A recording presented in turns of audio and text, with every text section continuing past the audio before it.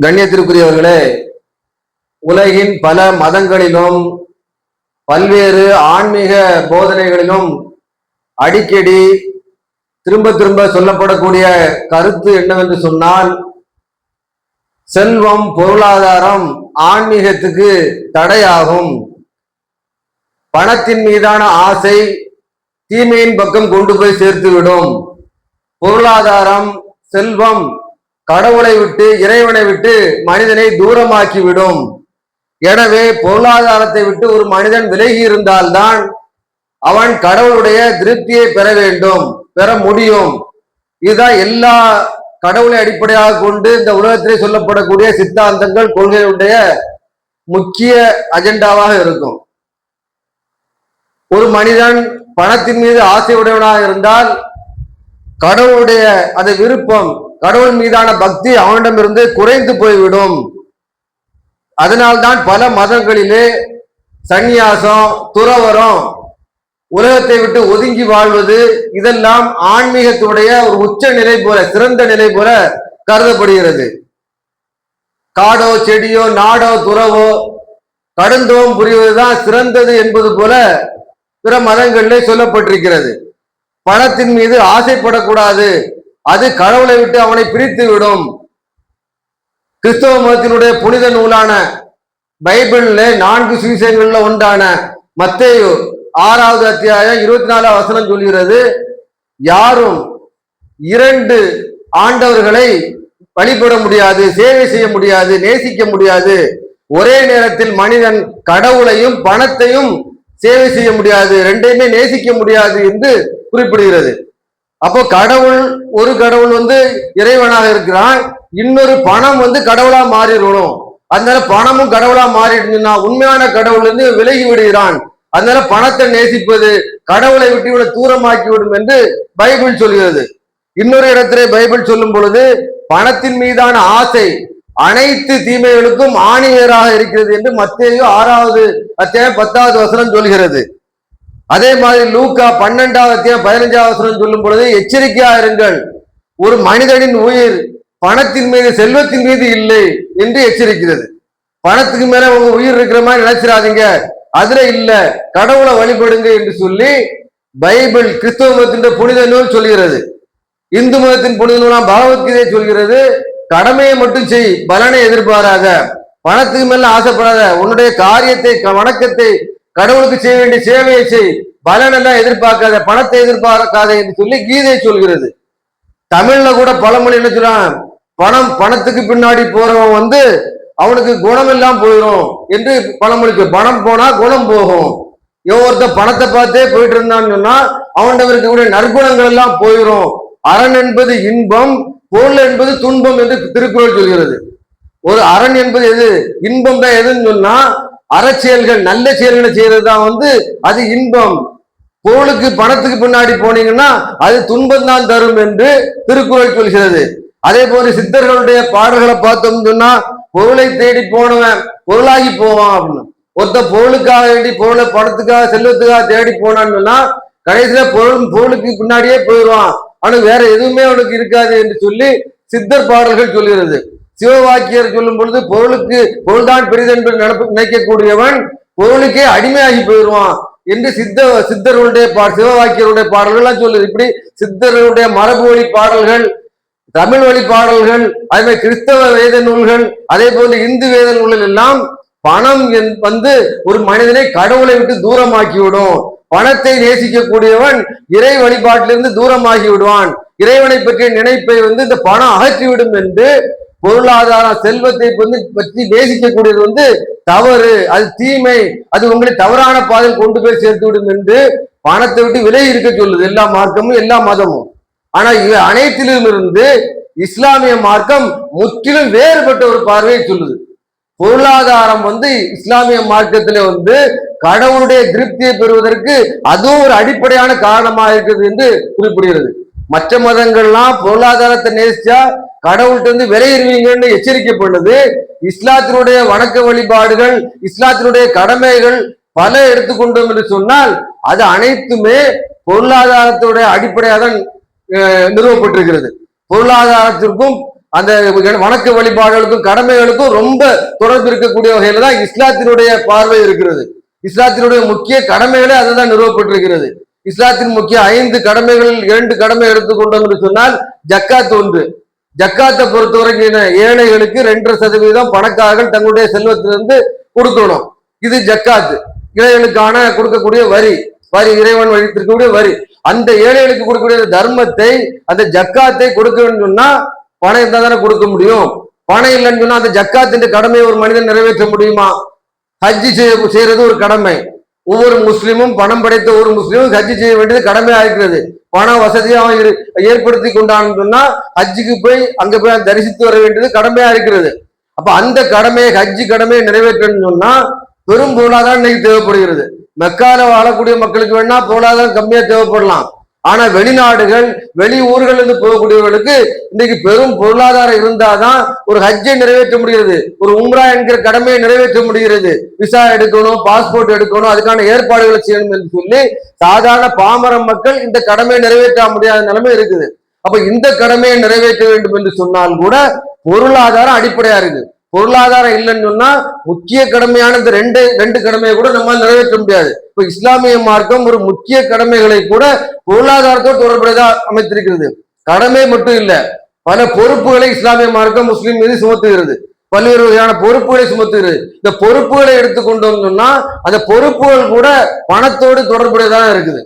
ஒரு முஸ்லிமா இருக்கக்கூடியவன் தன்னுடைய தாய் தந்தையரை, தன்னுடைய உறவினர்களை பேணி பாதுகாக்கணும், அவருடைய உறவுகளை பேணணும். இது இஸ்லாம் வலியுறுத்தக்கூடிய செய்தி. இது ஒரு பொறுப்பு, ஒரு முஸ்லிமுடைய பொறுப்பு. தன்னுடைய பெற்றோர்களை கண்ணியமான முறையில் கவனித்து அவங்களுக்கு தேவையான செய்து கொடுக்கணும். இதுக்கு பொருளாதாரம் தேவையா இல்லையா? பொருளாதாரம் இல்லாதனால தானே பல பேர் தாய் தந்தையரை நடு ரோட்ல விட்டுட்டு போறான், அனாத ஆசிரமத்துல கொண்டு விட்டு ஏதாவது இலவசமா செய்யக்கூடிய இடத்துல கொண்டு விட்டுட்டு போயிடுறான். எது காரணம்? பணம் இல்லை. இப்ப பொருளாதாரம் ஒரு பொறுப்பை நிறைவேற்றுறது. என்ன பொறுப்பு? தன்னுடைய தாய் தந்தையரை பேணதுக்கு கூட பணம் தேவைப்படுகிறது, பொருளாதாரம் தேவைப்படுகிறது. உறவினர்களை பேணணும்னு சொன்னாலும், உறவு பாராட்டணும்னு சொன்னா பொருளாதாரம் அவசியமா இருக்கு. உறவில் பணம் இல்லைன்னா உறவுகளை மதிக்க மாட்டேங்கிறான், உறவுகளை பேண முடிய மாட்டேங்குது. அப்ப அந்த பொறுப்பை நிறைவேற்றினாலும் பொருளாதாரம் தேவைப்படுகிறது. ஒரு திருமணம் முடிக்கணும், ஒரு ஆண் மகன் ஒரு பெண்ணை மனம் முடிக்கணும்னு சொன்னால் கூட அதுக்கு என்ன தேவையா இருக்கிறது? மகர் கொடுக்கணும். மகர் கொடுப்பதற்கு பொருளாதாரம் தேவைப்படுகிறது. அது திருமணத்தின் போது வலிமா விருந்து கொடுக்கணும், அதுக்கு பொருளாதாரம் தேவைப்படுகிறது. அப்ப இது ஒரு பொறுப்பா இருக்கக்கூடிய ஒரு முஸ்லிம் மீது கடமையாக்கி இருக்கக்கூடிய திருமணம் முடிக்க என்னை சார்ந்தவர்கள் ரசூல்லா சொல்றாங்க. இப்ப அந்த கடமை, அந்த பொறுப்பை நிறைவேற்றக்கூடிய நிலைமையில பொருளாதாரம் இருந்தாதான் அதை செய்ய முடியுது.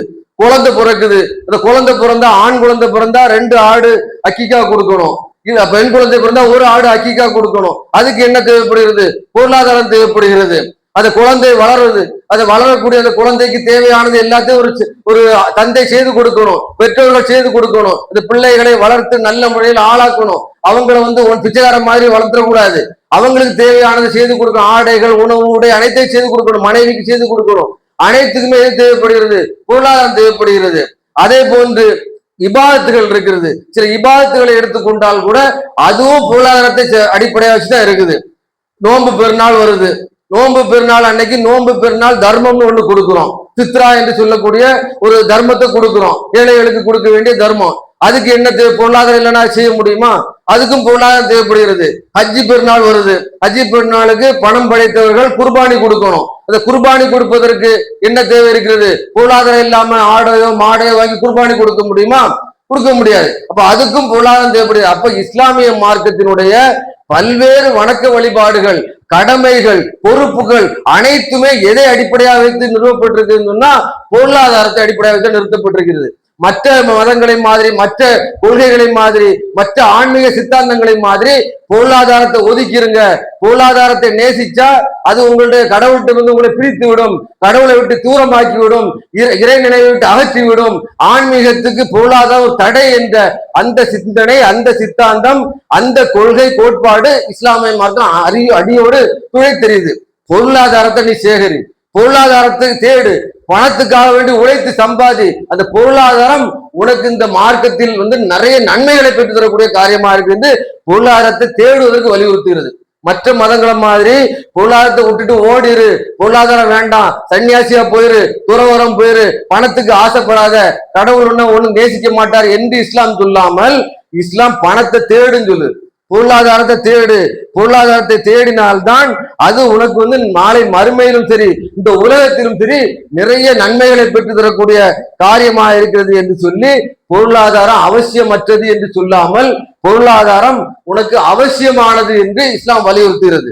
அல்லாஹ் திருமறை குர்ஆன்ல ஒவ்வொரு ஜும்மாலையும் நம்ம ஓதக்கூடிய அந்த வசனம் தான். எல்லா ஜும்மாக்கள்லையும் நம்ம ஓதக்கூடிய வசனம் கேட்டு கேட்டு பழக்கப்பட்ட வசனம் தான். பொய்தா குலியத்தி சலாத்து கொண்டு சிறு பில்லர்லி ஒபுத்தகு மின் பொருள் இல்லா ஒதுக்குருல்லா கசிரல் அல்லக்கும் துஃப்லிகோன். இந்த வசனம் எல்லாரும் கேட்டிருப்போம். ஆலிம்சா ஓதும் போதெல்லாம் அந்த காது வழியா அந்த வார்த்தைகள் கேட்டு, ஆனா அர்த்தம் தெரியுதோ இல்லையோ அது மனப்பாடம் ஆயிருக்கும். அதனுடைய அர்த்தம் என்ன? நீங்கள் தொழுகையை முடித்த பிறகு, இறைவனுக்கு செய்ய வேண்டிய அந்த கடமையை முடித்த பிறகு பூமியில் பறந்து திரிந்து செல்லுங்கள், அலைந்து செல்லுங்க. எதுக்கு செல்லுங்க? அங்க போய் பொருளாதாரத்தை தேடுங்க. உங்களுக்கு இறைவன் தந்திருக்கக்கூடிய அருளை தேடுங்கள். இஸ்லாம் பொருளாதாரத்தை அவசியம் இல்லை, அது பாவத்தை உண்டாக்கக்கூடிய காரியம் சொல்லல, அது பாவத்தை உண்டாக்கக்கூடிய செயல் சொல்ல, அது பாவத்திற்கான காரணம் சொல்ல. அது இஸ்லாம் சொல்லு பொருளாதாரம் உங்களுக்கு அருள் கொடை, அது உங்களுக்கு அருள் கொடை, இறைவனால் வழங்கப்பட்ட அருள் கொடை. அதை தேடி செல்லுங்கள் என்று இஸ்லாம் வலியுறுத்துகிறது. இங்க தொழுதுகிட்டே கிடங்குன்னு சொல்லல, இறை நினைவிலே மூழ்கி கிடங்குன்னு சொல்லல, பள்ளிவாசல்லே படுத்து கிடங்குன்னு சொல்லல. என்ன சொல்லுது? தொழுகையை தொழ வேண்டிய நேரத்தை தொழுங்க. அதன் பிறகு இறைவனுடைய அவளை தேடி நீங்க பறந்து சிரித்து செல்லுங்கள். வெளியே போங்க, பணத்தை தேடுங்க, செல்வத்தை தேடுங்க, பொருளாதாரத்துக்காக கஷ்டப்படுங்க, உழைத்து சம்பாதிங்க என்று சொல்லி இஸ்லாமிய மார்க்கம் உழைத்து சம்பாதித்து பொருளாதாரத்தை தேடுவதை, பொருளாதாரத்தை சேகரிப்பதை அதிகம் வலியுறுத்தக்கூடியதா இருக்கு. பொருளாதாரத்தை சேகரித்து அதன் மூலமா நீ நிறைய நன்மை செய்யலாம். இந்த உலகத்துல பொருளாதாரத்தின் மூலமா நிறைய நன்மை செய்யலாம். அதனால நீ பொருளாதாரம் தேடாம உழைக்காம சோம்பேறியா இருந்துரு என்று சொல்லி இஸ்லாம் மனுஷனை சோம்பேறி ஆக்கல, பொருளாதாரத்தை தேடி அலன்னு சொல்லுது. பொருளாதாரத்துக்கு ஆசைப்படுது, ஆனா அதே நேரம் இறைவனுக்கு செய்ய வேண்டிய கடமைகளை செய்ய, இறை நினைவோடு நீ பொருளாதாரத்தை தேடு என்று இந்த வசனத்தின் மூலமாக அல்லாஹ் ரப்பல் ஆலமீன் கட்டளையிடுகிறான். பொருளாதாரத்திற்கு ஆசைப்படுவது தவறுன்னு இந்த மார்க்கம் சொல்லல. நம்ம நினைக்கிறோம் நம்ம சாப்பிடுறது மட்டும் சம்பாதிச்சா போதாதா, அப்படி சில பேர் நினைப்பாங்க. சாப்பிட மட்டும் சம்பாதிச்சா போதாதும், பணம் சொகுசு வாழ்க்கை இதெல்லாம் ஆசைப்படக்கூடாது, அது நம்மளை தவறான பாதையை கொண்டு, அப்படிலாம் கிடையாது. இஸ்லாமிய மார்க்கு செல்வந்தன் ஆவத, செல்வத்துக்கு ஆசைப்படுவதை தடுக்கல, ஆசைப்படுன்னு சொல்லுது. செல்வந்தன் ஆகணும், பணக்கார ஆகணும், சொகுசா வாழணும்னு சொல்லி ஆசைப்பட சொல்லுது. அதுக்காக நீ என்ன முயற்சியுமோ செய்ய என்று சொல்லி ஆசையை தூண்டுது. ரசூல் ஸல்லல்லாஹு அலைஹி வஸல்லம் அவர்கள் அனஸ் ரலியல்லாஹு அவர்களுக்கு வீட்டுக்கு ஒரு தடவை போறாங்க. இது அனஸ் ரலியல்லாஹு அவர்கள் அறிவிக்கக்கூடிய செய்தி. அவங்க வீட்டுக்கு போறாங்க. அவங்களுடைய தாயார் உம்மு சுலைமா ரலியல்லாஹு அன்ஹா அவங்களும் அங்க இருக்கிறாங்க.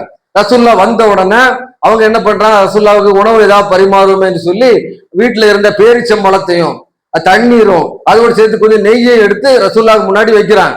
ரசூல்லா சொல்றாங்க, இதெல்லாம் எனக்கு வேண்டாம், எல்லாத்தையும் எங்கெங்க எடுத்தீங்களோ அங்கேயே கொண்டு வச்சிருங்க, எனக்கு இந்த உணவு வேண்டாம், ஏன் நான் நோன்பு பிடிச்சிருக்கிறேன், நான் நோன்பாளியாக இருக்கிறேன், அதனால நீங்க கொண்டு வந்த உணவெல்லாம் எங்கெங்க எடுத்தீங்களோ அங்கேயே கொண்டு வச்சிருங்க என்று சொல்லி ரசூல் ஸல்லல்லாஹு அலைஹி வஸல்லம் அந்த அவருடைய வீட்டுல அனஸ் ரலியல்லாஹு அவர்கள் வீட்டுல போய் ஒரு ஓரத்துல நின்று தொழுகை தொழுறாங்க. இறைவன் தொழுகை முடித்த பிறகு இறைவன் பிரார்த்தனை பண்றாங்க. உம்மு சுலைமா ரலியல்லாஹு அன்ஹா அவர்களுக்கும் அவளுடைய குடும்பத்தாருக்கும் இறைவாணி பரக்கத்து செய், அவளுக்கு நல்லருள் புரி என்று சொல்லி அவர்களுக்காக வேண்டி ரசூல்லா தொழுகை முடித்து விட்டு அந்த பெண்மணிக்காக வேண்டி பிரார்த்தனை பண்றாங்க. பிரார்த்தனை பண்ண உடனே அந்த பெண்மணி ரசூல்லாவிடம் யார் ரசூல்லா, இது என்னுடைய பையன், என்னுடைய மகன், இவன் மேல நான் நல்ல பாசத்தோடு ஆசையோடு இருக்கிறேன், இவனுக்காக வேண்டி பிரார்த்தனை பண்ணுங்க, துவா செய்யுங்க என்று சொல்லி அனஸ் ரலியல்லாஹு பிரார்த்தனை பண்ண சொல்றாங்க. ரசூல் ஸல்லல்லாஹு அலைஹி வஸல்லம் அவர்கள் பிரார்த்தனை பண்ணது அனஸ் அவர்கள் சொல்றாங்க, உலகத்துல உள்ள என்னென்ன விஷயங்கள்லாம் எனக்கு தேவையாக இருக்கிறதோ அனைத்திலும் எனக்கு பரக்கத் செய்யட்டும் என்று சொல்லி ரசூல் ஸல்லல்லாஹு அலைஹி வஸல்லம் அவர்கள் ஒரு சிறந்த துவாவை, சிறந்த பிரார்த்தனை எனக்காக செய்தார்கள். அல்லாஹும்ம ரிஸ்குஹு மாலன் வ வலதன் வ பாரிக் லஹு ஃபீஹி. இறைவா, அனஸ் அவர்களுக்கு இந்த பையனுக்கு நீங்க இறைவா நீ குழந்தை பாக்கியத்தை பரக்கத் செய்வாயாக, அதே போன்று செல்வத்தை பொருளாதாரத்தை அதிகப்படியான பரக்கத் செய்வாயாக என்று சொல்லி அந்த அனஸ் அவர்களுக்காக வேண்டி ரசூல் ஸல்லல்லாஹு அலைஹி வஸல்லம் பிரார்த்தனை பண்றாங்க. இறைவா இவருக்கு ரிஸ்க் அதிகப்படுத்து, பரக்கத் செய், பொருளாதாரத்தை செல்வத்தை அதிகப்படுத்துன்னு சொல்லி ரசூல் ஸல்லல்லாஹு அலைஹி வஸல்லம் அவர்கள் அந்த அனஸ் அவர்களுக்காக தன்னுடைய ஊழியருக்காக அந்த இடத்தை பிரார்த்தனை பண்றாங்க. பிற்காலத்துல அனஸ் ரலியல்லாஹு அன்ஹு அவர்கள் அந்த செய்தியை சொல்லிட்டு சொல்றாங்க, இன்றைக்கு நான் இந்த பகுதியிலே அன்சாரிகள் கூட்டத்திலேயே ஒரு பெரிய செல்வந்தனா நான் இருக்கிறேன் என்று அனஸ் அவர்கள் அது சொல்றாங்க. ரசூலுல்லாஹ்வுடைய பிரார்த்தனை நுழைவாக இவ்வளவு பொருளாதார செல்வம் எனக்கு குவிஞ்சு வந்துட்டது என்று சொல்லி அவங்க அதை விவரிக்கிறாங்க.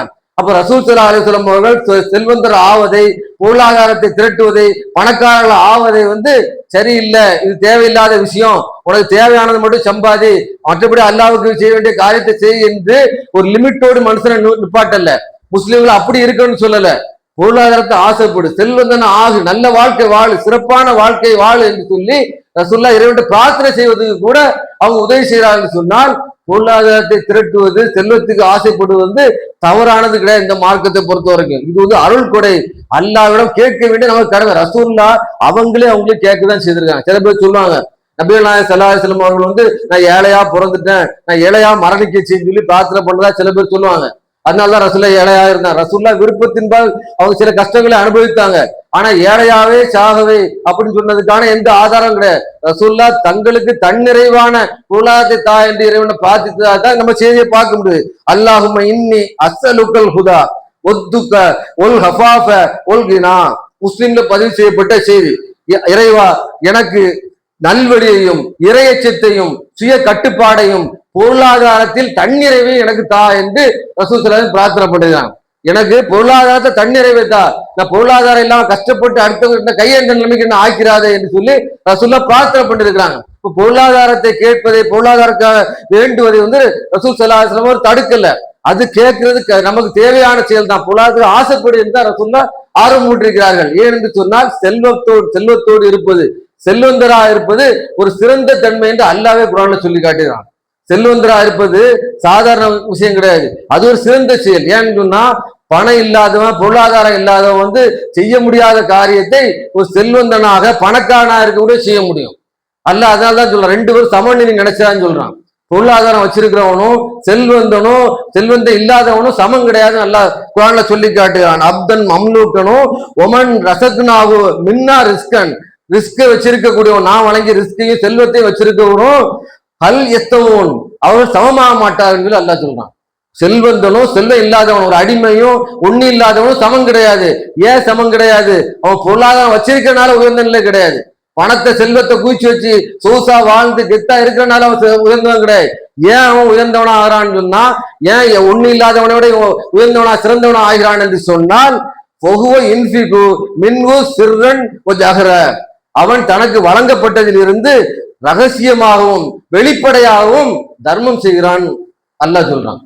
அவன் பணம் செல்வம் இருக்கிறதுனால அவன் என்ன பண்றான், செல்வத்தை வச்சு சொகுசா வாழ மட்டும் அவன் செய்யல, அந்த பணத்தை யாருக்கும் தெரியாம ரகசியமாக மக்களுக்கு கொடுக்குறான், இல்லைன்னா வெளிப்படையாகவும் கொடுக்குறான். ரெண்டுமே நன்மை சிறந்ததுதான் அல்லாஹ் சொல்றான். ஏன் சிறந்த வெளிப்படையா கொடுக்குறது நம்ம தப்புன்னு சொல்ல முடியாது. இவன் ஒருத்தர் வெளிப்படையா ஒரு பொருளாதாரத்தை தான தர்மம் செய்யறான்னு சொன்னா அதுவும் நன்மை பெற்று தரும். எப்ப நன்மை பெற்று தரும்னா, அவனை பார்த்து இன்னொருத்தன் கொடுப்பான். அவன் பணத்தை கொடுக்குறான், பணத்தை வச்சு மக்களுக்கு கொடுக்குறான், நம்மளும் பணத்தை வச்சிருக்கிறோமே, இப்படி கூட்டி வச்சிருக்கிறோமே, இதை யாருக்காக கொடுப்போமேன்னு சொல்லி பணம் இருக்கக்கூடியவன் இன்னொருத்தன் நினைச்சு அதை கொடுத்தான்னு சொன்னா, அப்ப இந்த நன்மை இவனுக்கு சேரும். அப்ப ரகசியமாக கொடுப்பது நன்மைதான், வெளிப்படையாக கொடுப்பது நன்மைதான். அல்லாஹ் ரப்பல் ஆலமீன் திருமறை குர்ஆன்ல சொல்லி காட்டுகிறான். அப்ப அந்த நன்மை எது பெற்று தரும்? பொருளாதாரம் செல்வம் பெற்று தரும். அதுக்காக ஏழையா இருக்கக்கூடிய மட்டம் நினைச்சிடக்கூடாது. ஏழையாக இருக்கக்கூடியவர்கள் எல்லாம் மட்டமாக நம்ம கருதி விடக்கூடாது. செல்வந்தர்களுக்கு என்ன சலுகைகள், என்னென்ன தரஜாக்கள் இறைவன் தர்றானோ, என்னென்ன நன்மைகளை தர்றானோ, அதே மாதிரி ஏழைகளுக்கு சில நன்மைகள் இருக்கிறது. பணக்காரனுக்கு சில கட்டுப்பாடுகள் இருக்குது, ஆனா ஏழைகளுக்கு சலுகைகள் இருக்கு. அதை நம்ம புரிஞ்சுக்கணும்.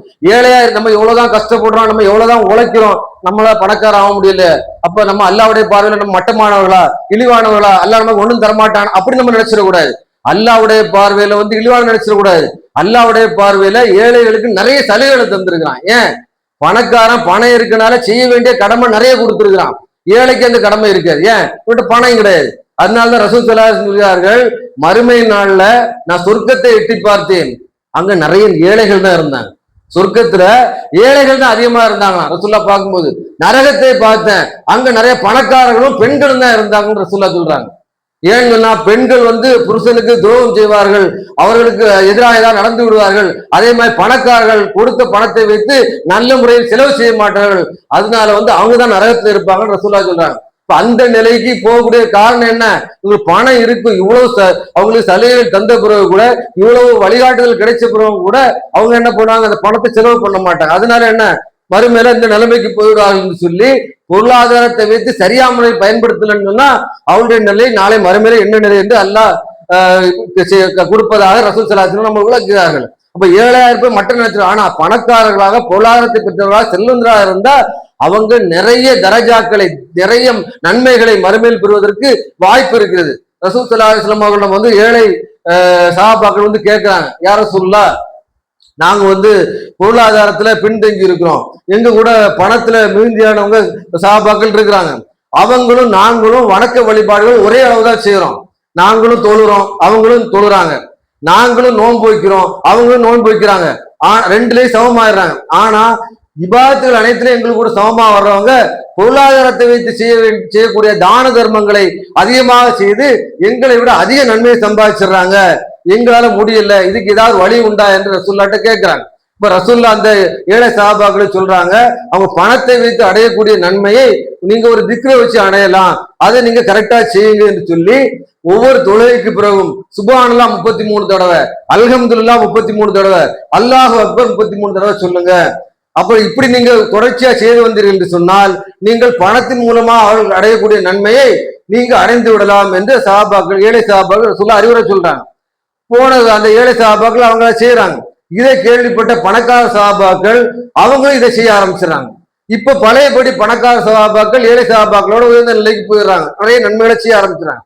இப்ப ரசூலுல்லாஹ்ட்ட திரும்ப வந்து கேட்கிறாங்க, இப்படி நாங்க செய்யறதே அவங்களும் செய்ய ஆரம்பிச்சுட்டாங்க, திக்ரெல்லாம் செய்ய ஆரம்பிச்சுட்டாங்க, எங்களுக்கு இப்ப பழையபடி அவங்களோட குறைந்த நன்மை தான் கிடைக்கிற சூழ்நிலை வருது, என்ன பண்ண அப்படின்னு கேட்கும்போது ரசூலுல்லாஹ் சொல்றாங்க, இதுல நான் ஒண்ணும் செய்ய முடியாது, பொருளாதாரம் பணத்தை அல்லாஹ் கூட, அல்லாஹ் லிமையசா எழுதியர், அல்லாஹ் தான் நாடியவருக்கு தாராளமா கொடுக்கிறான், தான் நாடியவருக்கு அளந்து கொடுக்கிறான், இதில் நான் எந்த இதுவும் செய்ய முடியாது, ராலிக்க பலுள்ள அல்லாஹ்வுடைய அருள் இது, அல்லாஹ் அவனுக்கு கொடுக்கிறான், அதை வச்சு அவர்கள் செய்கிறார்கள் என்று சொல்லி ஏழை சஹாபாக்கள் நீங்க வேற வேற காரியங்களை செய்து நன்மையை சம்பாதிங்கள் என்று அனுப்பிடுறாங்க. அப்ப பொருளாதாரம் பணம் செல்வம் ஒரு மனிதனுக்கு அதிகமா இருந்தா அவன் மற்ற பொருளாதாரத்தை குறைவாக பெற்றிருக்கிறதை விட அதிக நன்மையை சம்பாதிக்கிறான். அந்த வாய்ப்பை பெற்றுத்தரக்கூடியதாக இந்த பொருளாதாரம் செல்வம் இருக்கிறது.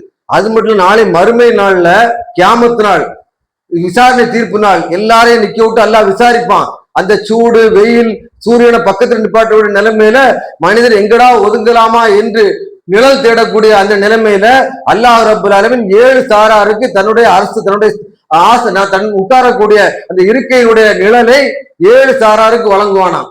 அந்த 7 சாரார்ல ஒரு சாரார் யார் என்று சொன்னால் தான் தர்மம் செய்வதை இடது கைக்கு தெரியாமல் வலது கை தர்மம் செய்யக்கூடிய அளவுக்கு ரகசியமாக தர்மம் செய்பவருக்கு வழங்குவான் ரசூலுல்லாஹ் சொல்றாங்க. ஒருத்தர் தர்மம் செய்யறான், அவன் வலது கையால கொடுக்கிறது இடது கைக்கு தெரியணும்னு நினைச்சிடக்கூடாது, யாருக்கும் தெரியாம ரகசியமா கொடுக்கிறான் என்று சொன்னால் எந்த ஒரு உலக ஆதாயத்தை எதிர்பார்க்காமல் எந்த புகழையும் எதிர்பார்க்காமல் யாரிடம் பேரை எதிர்பார்க்காமல் ஒருத்தன் பணத்தை பொருளாதாரத்தை செல்வத்தை மக்களுக்காக செலவு செய்தான் என்று சொன்னால் அவனுக்கு நாளை மறுமையிலே விசாரணை தீர்ப்பு நாளிலே அல்லாஹ் தன்னுடைய அரசுடைய நிழலை வழங்குவான் என்று ரசூலுல்லாஹ் விளக்குறாங்க, ரசூலுல்லாஹ் விவரிக்கிறாங்க. அப்ப அப்படிப்பட்ட அதுல அந்த அரசுடைய நிழல் கிடைச்சிட்டாலே அவன் சொர்க்கத்துக்கு போவாங்கிறது கன்ஃபார்ம் ஆயிருது. அவனுக்கு பாதி நம்ம நல்ல நிலைமையில தான் வந்திருக்கிறோம், நம்ம நரகத்திலிருந்து தப்பிச்சிடலாம் என்று பாதி கிணற தாண்டின நன்மையை பெற்றுக்கொண்ட அந்த நிலைக்கு அவன் போயிடலாம். அப்படிப்பட்ட முதல் வாய்ப்பையே கியாமத்தினால பெறக்கூடிய அந்த தன்மையை தரக்கூடிய எதுன்னா இந்த பொருளாதாரம் தான், இந்த செல்வம் தான். இந்த செல்வம் ஒரு மனிதனை இறைவனின் பக்கம் நெருக்கக்கூடிய இஸ்லாமிய மார்க்கம் மற்ற மதங்களை மாதிரி இல்லாம செல்வம் அதிகம் இறைவனை நெருக்கக்கூடியதா இருக்கு, இறைவனுடைய திருப்தியை பெறத்தக்க வகையில இருக்கு.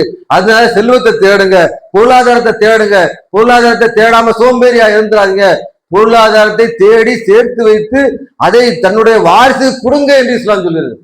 தான் மட்டும் சம்பாதிச்சு தான் மட்டும் வாழ்ந்து பிள்ளைகளை தடுத்தல விட்டுட்டு போய் இஸ்லாம் சொல்லல, பிள்ளைகளை கையெந்தக்கூடியவா விட்டுறாதுன்னு ரசூலுல்லாஹ் எச்சரிக்கிறாங்க.